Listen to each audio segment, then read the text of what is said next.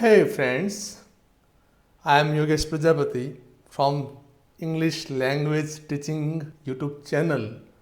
Welcome you all. Today we are going to study unit number 4 and read number 2, a poem Blind Deaf Fish. Friends, on the screen you are watching a presentation of this poem. What do you see? There are some fish. One person is there. Some waving kind of thing is going on. ગુજરાતીમાં શીર્ષક કહીશું તો આંધળી અને બહેરી માછલી. માછલી એટલે કોની વાત છે? આ દરિયાની માછલીની વાત નથી, આ માણસરૂપી માછલીની વાત છે. Blind Deaf Fish poem it was written by Anand Acharya, a philosopher, a poet, and a well-known sannyasi, not only in India but also in Western countries. Let's see the next. Anand Acharya. About Anand Acharya, the interesting things to know is that after Swami Vivekanand, Anand Acharya was the first to travel to the West. And he was the first Indian with an academic background to present Indian philosophy in a systematic way to the Western world. શું કહીશ દોસ્તો? સ્વામી વિવેકાનંદ પછી કોઈ શિક્ષિત ભારતીય એવું હોય જેણે વિદેશમાં જેની ભારતીય ફિલોસોફી, ભારતીય તત્વજ્ઞાનની વાત દુનિયાને સમજાવી હોય તો વિવેકાનંદ પછીનું નામ છે આનંદ Acharya. He was also the first sannyasi to settle down in the West and to leave his body there. એ પહેલા એવા સન્યાસી હતા જે વિદેશમાં સેટલ થયા અને વિદેશમાં જ શરીર ત્યાગ કર્યો. હવે એમની વિશેષતા શું? He was born in Paschim Bengal, West Bengal, and he was a teacher in the beginning. Then he went to the Himalaya. In the Himalaya, he got the message from the unknown that his duty is not in India but in the Western countries. Thereafter, Anand Acharya left India and went to the Western country. He went to Norway and settled there. He wrote many books. He taught Indian culture, Indian philosophy to the Western people. His rich authorship includes more than 30 titles and covers a variety of themes and genres, including lyrics, songs, dramas, allegories, specialist literature dealing with philosophy and spirituality, and a cookery book.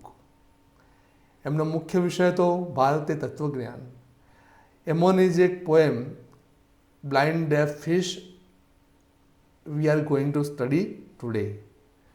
Before we enter into this poem, let's have the vocabulary of this poem. What is the first word? The first word is stony. Stony means ખડકથી બનેલી જગ્યા અથવા ઇંગ્લિશમાં કહીશું રોકી. The second word is bank. Bank means કિનારો. In English it is called shore. Weaving એટલે ગૂંથવાનું કામ કરતો. Knitting. The fourth word is humming કરતો એટલે ગણગણતો ગાતો, buzzing કરતો. The fifth word is yarn means ગુજરાતીમાં ઊનના તાંતણા, in English thread or fiber. The sixth and the last word, everlasting, sanatan, or eternal or unending. Now we are going to study this poem, and it's a very short, small and interesting poem, right? Look at this picture. What do you see? There is a dark cave, and in the cave the river is flowing. There is small stream also there, and One rainbow is also found in the picture. The sun is also shining. One dark figure. You can see the dark figure here. Can you see the dark figure? Here is the dark figure. That figure you can hear or you can see here. Some person is sitting there. You can also see the rainbow. You can see the fish. The fish is swimming. The fish is swimming in the water, in the stream. And our poem is also about the fish and the person sitting on the rock. This poem is a symbolic poem. ગુજરાતીમાં કહીશું આ રૂપક કાવ્ય છે, પ્રતિકાત્મક કાવ્ય છે. In English it is called an allegory. એલેગરીમાં શું હોય દોસ્તો? રૂપકાત્મક વર્ણન કરવામાં આવ્યું હોય, જેમાં જીવંત વ્યક્તિ કે જીવંત બાબતનો રૂપક તરીકે ઉલ્લેખ કરવામાં આવેલો હોય. In this poem, fish has been mentioned as the symbol. The person sitting on the rock is also a symbol. The rainbow is also a symbol, right? Using all these symbols, the poet wants to give one message to us. માણસને, આપણને આનંદ આચાર્ય એક આધ્યાત્મિક, એક તત્વદર્શીય message કે ઉપદેશ આપી રહ્યા છે. Right? Let's study what is there in this poem. Actually, in this poem, the fish has been mentioned as blind and deaf. Blind એટલે આંધળી માછલી, deaf એટલે બહેરી માછલી. રાઈટ? આપણે માણસો છીએ, માછલી જેવા છીએ, આંધળી અને બહેરી માછલી જેવા. આપણે આપણું જીવન જીવે જઈએ છીએ, but we do not have any knowledge of the supreme power and the life being everywhere around us. અહીંયા પાણી વહી રહ્યું છે, ભગવાનનું ગીત ગવાઈ રહ્યું છે, ભગવાનની લીલા ચાલી રહી છે, પરંતુ માછલીને એના સાથે કોઈ લેવા દેવા ના હોય એવી રીતે જીવન વ્યતીત કરે છે. એટલે કે એ ગીત ગાનાર જે ખડક ઉપર બેઠેલો વ્યક્તિ છે એ ભગવાન છે, અને આ તરી રહેલી માછલી એ માણસ જાત છે. માણસને વર્ષોના વર્ષોનું જીવન જીવ્યા બાદ પણ સત્યનું જ્ઞાન થતું નથી અને આમને આમ એનું જીવન પૂરું કરતી હોય છે, કારણ કે ધીસ ડાર્કનેસ ઇઝ ધેર. આ ગુફા જે છે એ ગુફા અંધારી ગુફા છે. આ દુનિયાને અંધારી ગુફા તરીકે વર્ણવવામાં આવે છે. આ અંધારી દુનિયામાં વહેતી ડાર્ક નદી પણ છે. આપણું જીવન એ ડાર્ક નદી રૂપે છે, જેમાં આપણને કોઈ દિશા મળતી નથી અને આમ ને તેમ જન્મ મરણના ફેરામાં ફરે જઈએ છીએ. એટલે ડાર્ક કેવ એટલે અંધારી દુનિયા અને ડાર્ક રિવર એટલે જન્મ મરણનું અંધારું ચક્કર. બરાબર? Let's start the poem.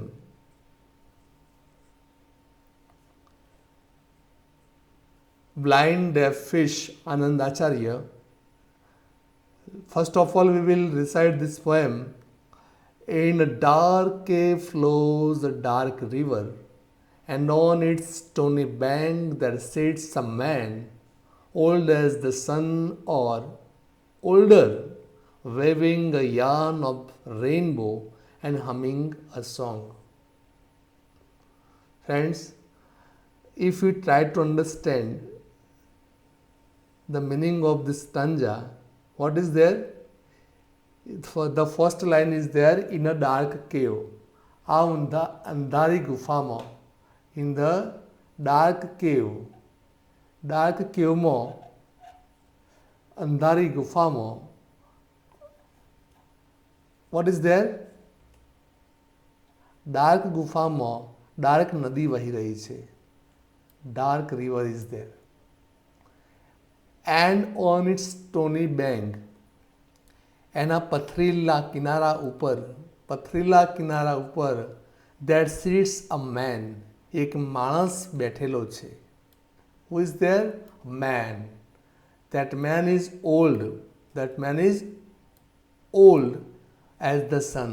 અને એ કેટલો મોટો છે? એનું આયુષ્ય old as the sun.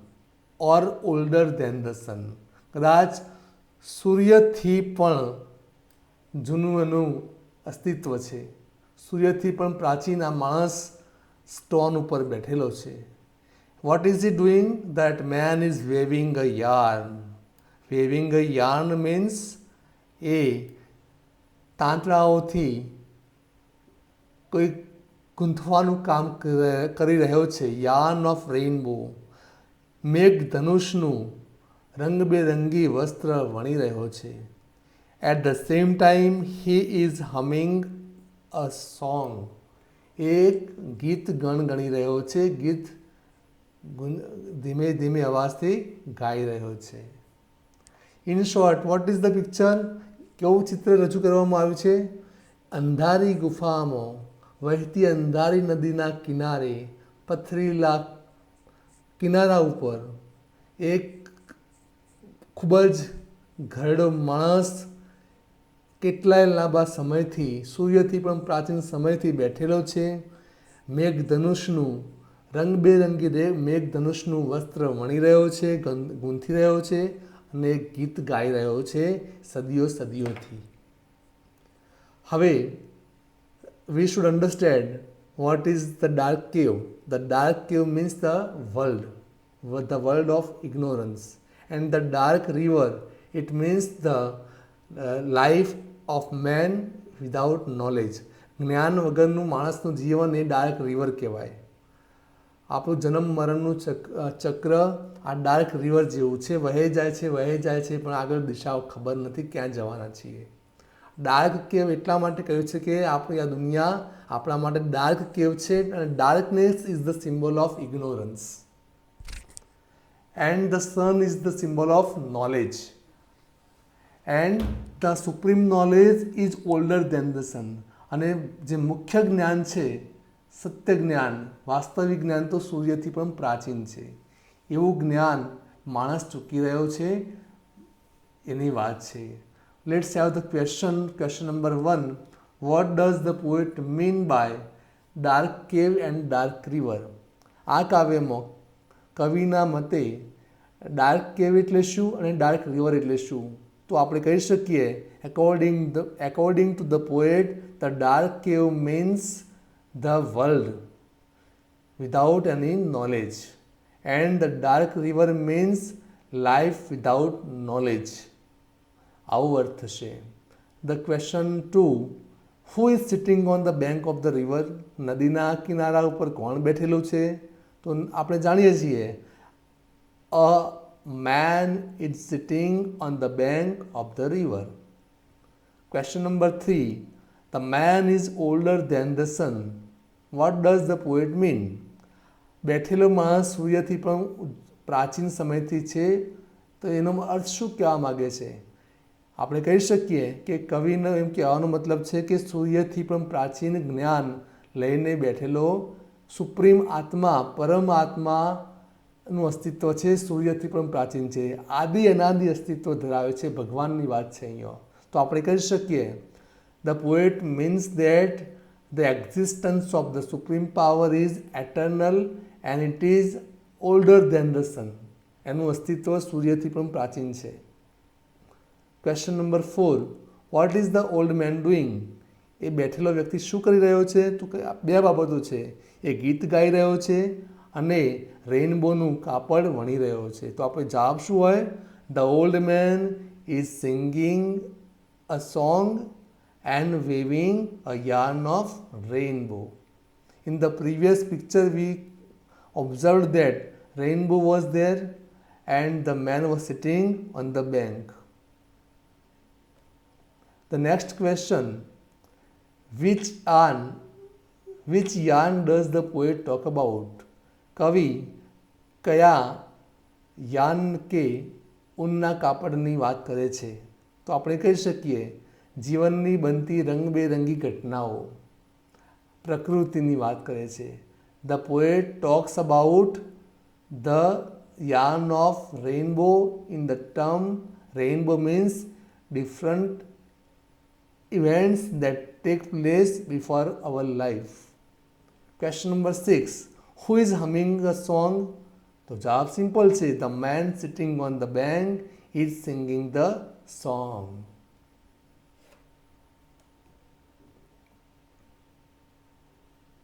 But the blind fish that swim in the stream see neither yarn nor man nor hear his everlasting song.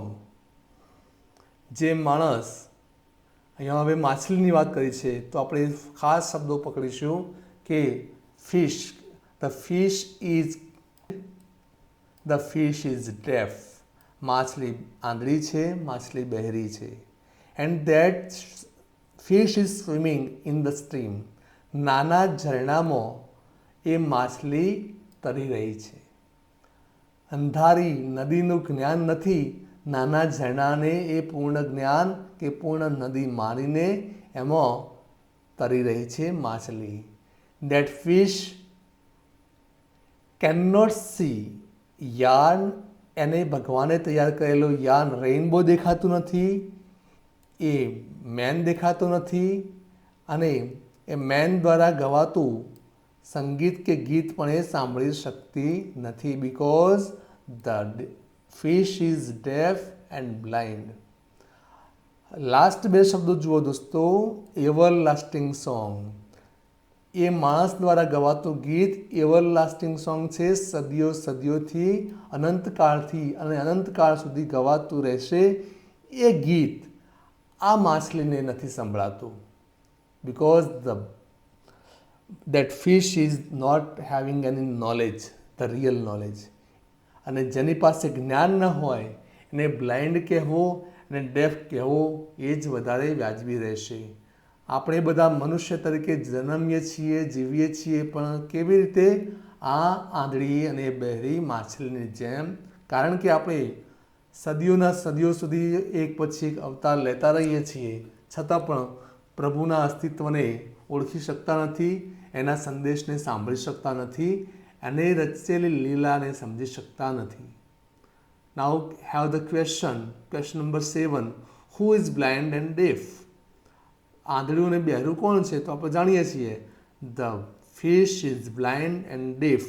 અને બીજા શબ્દોમાં કહેવું હોય man is blind and deaf.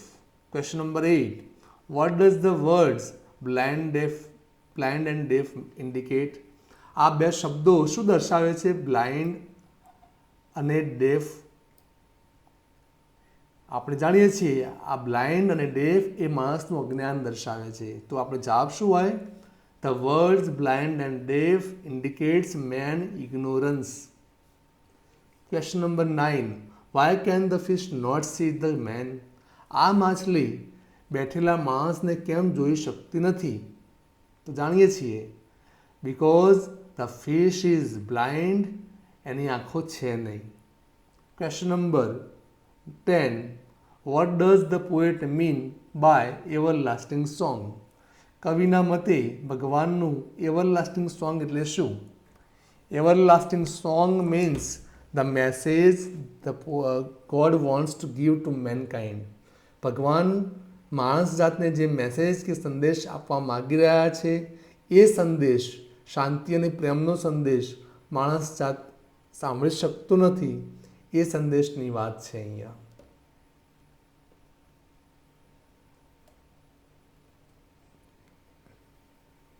નાઉ સે whether the statements are true or false. હવે દોસ્તો આપેલા statement તમને ટ્રુ લાગે છે કે ફોલ્સ એ જવાબ જણાવજો. Question number 1. ધ કેવ ઇઝ ડાર્ક. અહીંયા જે કેવની વાત કરવામાં આવી છે, ગુફાની વાત કરવામાં આવી છે, એ ગુફા અંધારી ગુફા છે. True or false? True. Number 2. The sun is younger than the man. એટલે કે સૂર્યનું આયુષ્ય બેઠેલા માણસ કરતાં ઓછું છે, સૂર્ય એના કરતાં યંગ છે. ટ્રુ કે ફોલ્સ? અહીંયા એક ખાસ ધ્યાન આપીએ.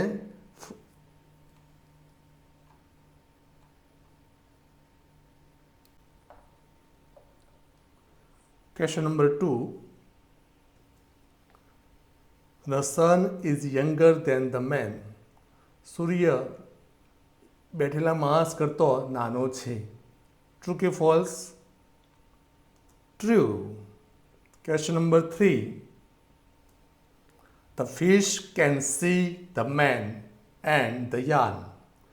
માછલી બેઠેલા માણસને અને રેઇનબોના વસ્ત્રને જોઈ શકે છે. ટ્રુ કે false? False. Question number 4. The fish cannot hear. એ માછલી સાંભળી શકતી નથી. ટ્રુ કે false? True. Question number 5. The man is humming a song. બેઠેલો માણસ ગીત ગણગણી રહ્યો છે. ટ્રુ કે false? True. Question number 6. The fish enjoys the song sung by the man. માછલી પેલા માણસનું ગીત માણી શકે છે. ટ્રુ કે false? False. Okay. Now find out the similar meaning of the words from the options. શબ્દોના સમાન અર્થ ધરાવતા શબ્દ શોધીને આપો. Question number 1. Everlasting. Everlasting means never આવશે, ફાઇનલી આવશે કે એટર્નલ? તો જવાબ ફિક્સ છે આપણો. એવરલાસ્ટિંગ એટલે સનાતન. સનાતન એટલે બીજો અર્થ થશે અનએન્ડિંગ, નેવર એન્ડિંગ કે પછી એટર્નલ. જવાબ આપણો સાચો છે. Question number 2. સ્ટોની. સ્ટોની એટલે ખડકવાળું યા પથરાળું. તો રોકી, સ્ટોન, સ્ટોલ કે steel? Yes, option Rocky is the correct answer. Question number 3. Bank. Bank એટલે નદીનો કિનારો. એના ઓપ્શન છે એકાઉન્ટ, સેવિંગ, શોર કે શિયર? તો right answer is yes, shore is the right answer. Question number 4. Weaving. Weaving એટલે ગૂંથવું, કપડું ગૂંથવું, વણાટ કરવો. તો 4 ઓપ્શન છે નીલિંગ, નીટિંગ, સિંગિંગ કે appeal? Yes, the right option is knitting, ગૂંથવું. Last question. બઝિંગ. બઝિંગ એટલે ગણગણવું, ગણગણાટ કરવો, ગાવું. તો 4 ઓપ્શન હમિંગ, બુલિંગ, બાઇંગ કે સેલિંગ? તો રાઈટ ઓપ્શન છે દોસ્તો humming. Right. Very good friends. In this poem the blind deaf fish આપણે શું સમજ્યા કે કવિ એમ કહે છે કે માણસ આંધળી અને બહેરી માછલી જેવો છે, જે પ્રભુના ગીતને નથી સાંભળી શકતો, પ્રભુની લીલાને નથી સમજી શકતો અને આ અંધારી દુનિયામાં અંધકારમાં અજ્ઞાનના અંધકાર સાથે પોતાનું જીવન વ્યતીત કરી રહ્યો છે. એ આ માછલી સમાન છે. Friends, it is a small and simple poem we have understood, and most of the words have been clear for you, and the questions were also discussed for you. I hope you will be able to write the answers yourselves. Thank you for learning with me. Goodbye.